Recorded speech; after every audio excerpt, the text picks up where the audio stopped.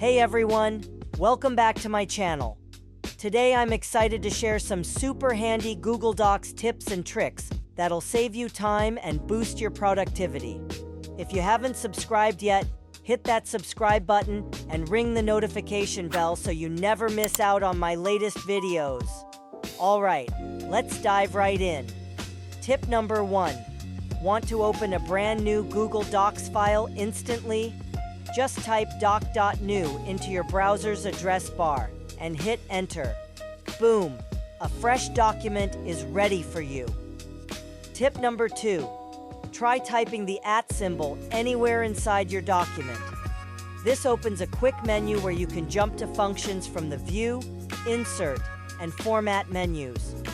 For instance, typing at bookmark lets you add bookmarks easily without searching through menus. Tip number 3.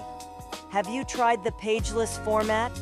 You'll find it under the Format menu. When you turn it on, it makes working with big images, wide tables, and other content a breeze.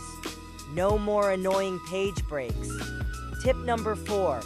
Need to send your document straight from Google Docs? Head to the File menu, select Email, then choose Email this file. It's quick and convenient.